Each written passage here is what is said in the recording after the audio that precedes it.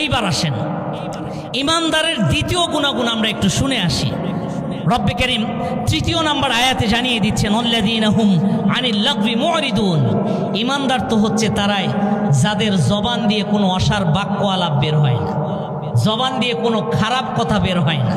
আজকে একটু আমরা মিলে দেখি, আমরা মুসলমানরা তো সবচাইতে জবান দিয়ে বেশি গুনাহ করে থাকি কি থাকি না? মিথ্যা বলে না এরকম একজন লোক এখানে নেই, গীবত করে না এরকম একটা লোক এখানে নেই। মিথ্যা বলা কি ভালো কথা? বলেন, কথা বলেন না কেন? মিথ্যা বলা কি ভালো কথা?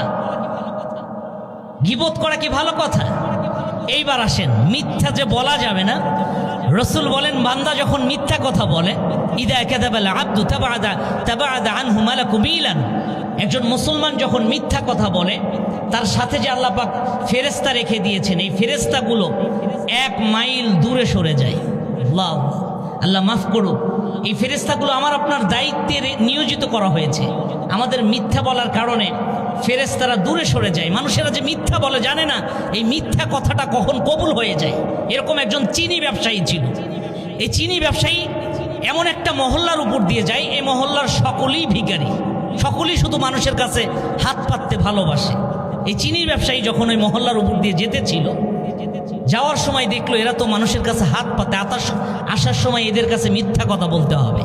চিনি ব্যবসায়ী যখন চিনি কিনে নিয়ে মহল্লার উপর দিয়ে ফিরতেছিল, মহল্লাবাসী থালি বাটি নিয়ে সকলেই তার কাছে ছুটে আসলো। ছুটে এসে বলতেছিল, গো ব্যবসায়ী, তোমার এই বস্তার মধ্যে কি আমাদেরকে একটু দান করে যাও, আমাদের জন্য দিয়ে যাও। ওই সময় বলতেছিল এই বস্তার মধ্যে তো কিছু নাই, এই বস্তার মধ্যে কয়লা, আমি কয়লার ব্যবসা করি, কয়লা নিয়ে বাড়িতে ফিরে যাচ্ছি। দেখেন কত বড় মিথ্যা। আছে চিনি, সে বলছে কয়লা। চিনি ব্যবসায়ী যখন মহল্লায় ফিরে গেল, মহল্লায় ফিরে গিয়ে তার বস্তাগুলোকে যখন নামালো, বস্তাগুলোকে খুলে দেখে রব সত্যি সত্যি সেগুলোকে কয়লা বানিয়ে দিয়েছে। তো আমরা যে মিথ্যা বলি, রব কখনো আমাদের কথাগুলোকে কবুল করে নেয়, এটা বলা যায় না। এই জন্য মিথ্যা বলা যাবে? মিথ্যা যে বলে সে কখনো ইমানদার হতে পারে না। একজন রসুলের একজন সাহাবী এসে আল্লাহ রসুলকে প্রশ্ন করতেছিলেন, ইয়া রাসূলুল্লাহ আয়াকুনুল মুমিনু জাবানান। ওগো রসুল, হিজরা ব্যক্তি কি কখনো ইমানদার হতে পারে? রসুল বলতেছিলেন, নাম, হিজরা ব্যক্তি ইমানদার হওয়ার সক্ষম রাখে। সাহাবী আবার প্রশ্ন করলেন, ইয়া রাসূলুল্লাহ আয়াকুনুল মুমিনু বাখিলান। কৃপণ ব্যক্তি কি কখনো ইমানদার হতে পারে? রসুল বললেন, নাম, হ্যাঁ, কৃপণ ব্যক্তিও ইমানদার হতে পারে।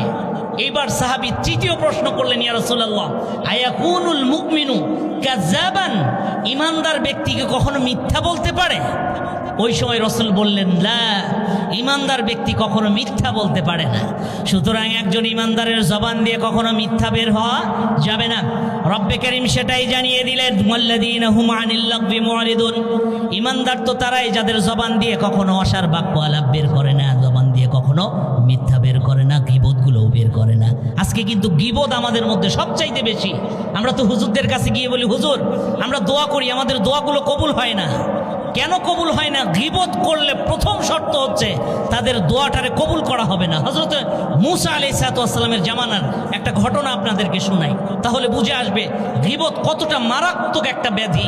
এটার জন্য দোয়া কবুল হয় না। হযরত মূসা আলাইহিস সালামের জামানায় বৃষ্টি হচ্ছে না। উম্মতেরা এসে হযরত মূসাকে বললেন, ওগো আল্লাহর নবী মূসা, আপনি একটু আল্লাহর কাছে দোয়া করেন না, আমাদের তো বৃষ্টি হচ্ছে না। হযরত মূসা আলাইহিস সালাম লোকদেরকে নিয়ে খোলা ময়দানে গেলেন। খোলা ময়দানে গিয়ে সেখানে নামাজ আদায় করলেন। সকলে মিলে হাত উত্তোলন করে রব্বে কারীমের কাছে দোয়া চাচ্ছেন। সরাসরি রব্বে কারীম তার দোয়াটাকে ফিরিয়ে দিচ্ছে। রব্বে কারীম আওয়াজ দিয়ে বলছে, মূসা তোমার দোয়াটারে কবুল করা হবে না। একবার হাত উঠালেন, দুইবার হাত উঠালেন, তৃতীয়বার আল্লাহ বললেন, মূসা তোমার দোয়াটারে কবুল করা হবে না। হযরত মূসা দোয়া ছেড়ে সিজদায় পড়ে গেলেন। সিজদায় পড়ে রব্বে কারীমকে বলতেছিলেন, ওগো রব আমার কি ভুল? রব্বে কারীম আমি কি কোনো ভুল করে ফেলেছি? আমার দোয়াটারে কেন কবুল করা হবে না? কি কারণে আমার দোয়াটারে আপনি কবুল করবেন না? রব্বে কারীম বললেন, মূসা তোমার এই মজলিসের মধ্যে একজন মহিলা মানুষ আছে, যে মহিলা মানুষ সে মানুষের গীবত গেয়ে গিয়ে বেড়ায়, একের দোষ আরেকজনের কাছে বলে বলে বেড়ায়। এই মহিলার জন্য তোমাদের দোয়াকে আজকে কবুল করা হবে না। হযরত মূসা রেগে গিয়ে বলতেছিলেন, ওগো রব শুধু নামটা বলে দেন, নামটা বলে দিলে তাকে আমি সাইজ করে ফেলছি। রব্বে কারিম বড় দয়াময়, বড় রহমান। রব্বে কারিম বলছেন, ওগো মুসা, আমি তো তোমার তবিয়তকে জানি, তোমাকে বললে তাকে প্রহার করতে পারো। না না, আমার বান্দাবান্দি কষ্ট পাক, এটা আমি চাই না। সুতরাং তুমি এই কাজটা করতে পারো, যারাই আসে সকলকে বলতে পারো তোমরা তওবা করো, সমস্ত গুনাহ থেকে তওবা করো। হযরত মূসা এসে বললেন, এবার তোমরা সকলে মিলে তওবা করে বসো। সমস্ত সাহাবায়ে কেরাম সেই সময় তওবা করতেছিল। তওবার পর যখন হাত উঠালেন, হাত উঠানের সঙ্গে সঙ্গে রব্বে কারিম আকাশ থেকে বৃষ্টি বর্ষণ করতেছিলেন। ওই সময় উম্মতেরা বলতেছিল, ওগো নবী, এটা কি হলো? এতক্ষণ দোয়া করলেন, কবুল হলো না। এখন আমরা তওবা করার পর যখন হাত উঠালাম, আকাশ থেকে বৃষ্টি পড়ছে, এটা কেন? হযরত মূসা বললেন, তোমাদের এই মজলিসের মধ্যে একজন গীবতকারিনী ছিল, একজন মহিলা ছিল যে মানুষের গীবত গেয়ে গেয়ে বেড়াতো, তার কারণে এই দোয়াগুলোকে কবুল করা হয় না। তাহলে আজকে আমাদের ঘরের রমণীগুলোকে, আমাদের মেয়েগুলো বুঝি খুব আল্লাহর ওয়ালি, এরা যখন এক জায়গায় বসে, মেয়েরা যখন এক জায়গায় বসে, দেখবেন একের কথা আর একজনের কাছে লাগায় কি লাগায় না? শুধু মেয়েরা না, বর্তমান চায়ের স্টল হচ্ছে মানুষের সার্টিফিকেট, চরিত্রের সার্টিফিকেট দেওয়ার একটা জায়গা। এই চায়ের স্টলগুলোতে বসে অমুকের ছেলে কেমন, অমুক কেমন, অমুক কি করে, এগুলো বলার জন্য আল্লাহ আপনাকে পাঠাইছে। সূরা হুমাজা একটু পড়বেন, ওয়াইলুল লিকুল্লি হুমাজাতিন লুমাজা। রব্বে কারিম বলেন, ধ্বংস হোক ওই সমস্ত মানুষেরা যারা মানুষের সামনে এবং মানুষের পিছনে মানুষের দোষ বলে বলে বেড়ায়। রব বললেন, ধ্বংস হোক ওই সমস্ত মানুষেরা। তাহলে গীবত করা বুঝি খুব সহজ বিষয়?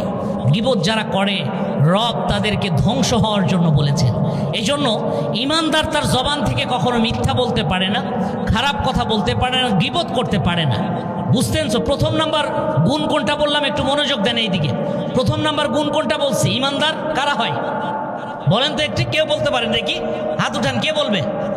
হ্যাঁ, ধীরে স্থিরভাবে নামাজ আদায় করা ইমানদারের প্রথম শর্ত। সে ইমানদার, আল্লাহ তাকে সাক্ষী দিচ্ছেন, ধীর স্থিরতার সাথে যে রুকু আদায় করবে, সেজদা আদায় করবে, সে হচ্ছে ইমানদার। দ্বিতীয় কোন গুণটা বললাম বলেন তো? এখন যে বললাম, জবান দিয়ে কোনো খারাপ কথা বের করা